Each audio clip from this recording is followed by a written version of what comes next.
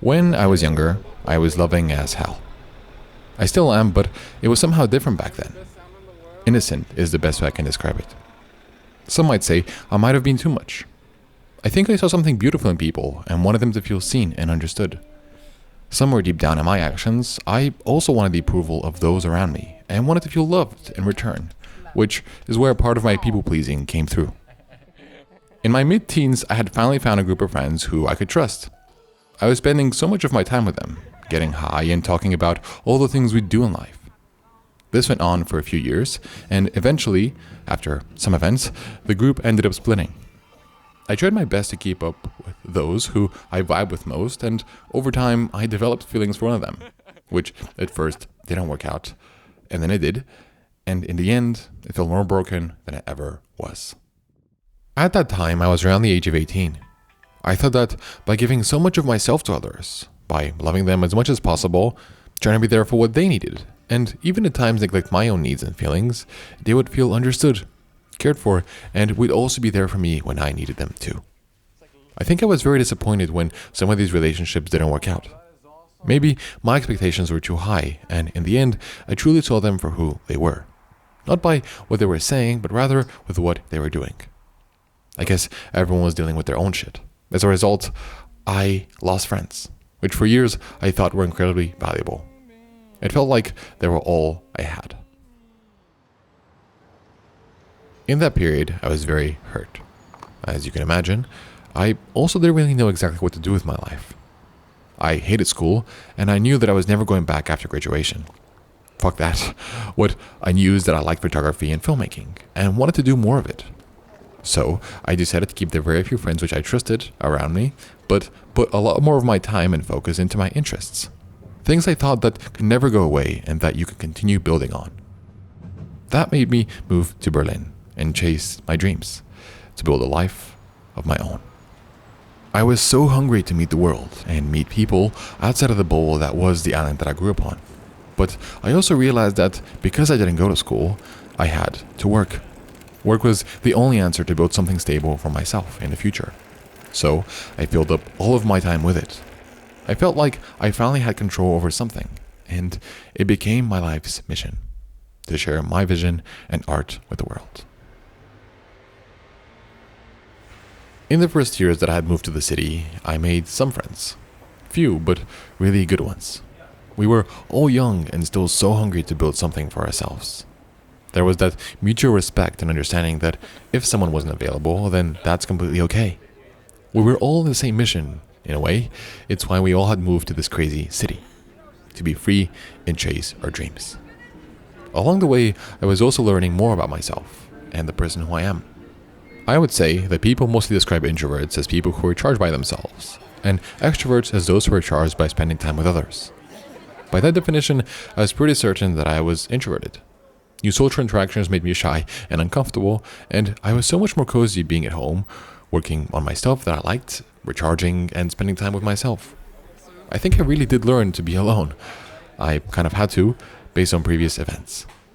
In the big city, such as any other, except the fact that there are an endless amount of people and opportunities, at times you can also feel lonely too. Island boy, what did I know? So when that became apparent to me, I knew it was important to build a space within myself, where I'm comfortable with not always seeking comfort and validation externally, but rather find it within myself. Over the years, I would definitely say that I have changed as a person. I'm not who I used to be, and that's just a fact. I'm so much more confident with my social interactions now, and in general, I don't put too much pressure on myself to perform or be a specific way when I'm around others. I know that whatever version of myself I am today is enough, and I have to trust in that knowing. I still get socially anxious at times, but I can find a place of comfort within myself, if needed, probably as a result of spending a lot of time alone and being comfortable, where I can feel at peace and not overwhelmed. We also usually tend to make things worse in our heads than they are in reality, so is with social interactions too.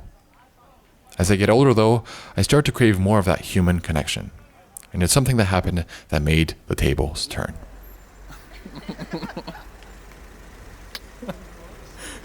Did you get it? Yeah. Party. Oh, there's so many cameras. Oh my god. On a recent trip, I had the incredible opportunity to go on a sailing boat and spend a week with 10 creators. Wow, from sunrise till sunset, I was stuck with these people. We slept, ate, talked and sunbathed, cooked, showered, and did almost everything together. If someone did need the space for themselves, it was always very well accepted and understood, even though we were all still together on the same boat. It gave me a lot to think about. We as humans are incredibly social creatures, and it made me think of how I perceive myself as introverted over the years.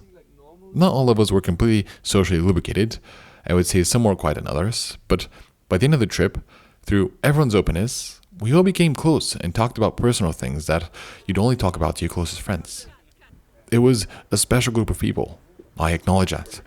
We all had the big C in common: creativity. We all had figured out a way to share our stories and ideas through videos on the internet. There was a big shared interest, and although our content did differ at times, we were still able to find a lot of other points to connect. As you'd imagine, coming back home from a trip like this, I had the social withdrawal symptom. I'm very lucky that I have a beautiful home in Berlin, with people who I've built it with. It's a wonderful community and something I'm immensely grateful for. And yet, I still had the withdrawals from spending so much time with so many people. It made me realize that we're never 100% of any extra or introversion. Through this trip, I really learned how much I like talking to people, how much I like sharing my time with them, learning about them, their lives, experiences, sharing stories, and connecting. Even if we just sat next to each other, it gave me a sense of comfort. I barely worked on the trip. I only pulled out my phone and camera to film and document the experience, but that was it. Coming back home, I noticed how much more I was engaged with conversations, how much more curious I was. I felt like I had genuinely changed as a person, and there's one specific thing that stood out to me the most. Investing time into people is never a bad thing, or something to regret. Either you get hurt or not, you open yourself up to the opportunity of being seen and understood. Something we all want, although I feel maybe at times afraid to admit because of the risks it comes with. I sure am. We want to be heard, loved, and taken care of. Kind of like tribes of animals. They're always together. It's only a recent thing in our generation that I've noticed that people are trying to accept the challenge of being alone. I do think that it's important to set boundaries and learn to see who values you as a person and who not. In the end, it's more important to spend time with people who you respect, appreciate, and love, as opposed to people who don't add anything to your life, make you feel small and unseen, and you just rather have around because there's no one else there. I don't want to push the idea that you should spend every living second with others. I just think that sometimes we run away from it because of our own insecurities, and in recent years, closing ourselves off with the comforts of our own technologies. Life can be incredibly short at times. I think we're all here with a purpose, as cliché as it might sound. Of course, one that we give ourselves, but we all have little talents and gifts that we can contribute and share with the world. Once we find them, it becomes our life's mission. Imagine what happens when you meet those with similar or complementary ones. Everyone is a little different, of course, and I personally have found a lot of purpose and value in the work that I do and how it impacts others. But as I'm slowly entering this new chapter of my life, I'm able to see things a little different and potentially a new mission appearing. To invest time into others, to learn, laugh, and share little moments of life together. Because when it's all over, that's what I'll remember. Times I've spent with the people I've met, loved, and cared for. The communities I've been a part of, and life we've shared together. The hype man. I want to take a little moment to thank Pirates of Paradise for this life-changing experience. A few weeks ago, after realizing that I had burnt out, I was invited by Karam and Karalia to this adventure, which, paired with the right people, had so much impact on everyone involved. It created memories for a lifetime that I, for one, will never forget. I'll leave all of the links below. See you soon.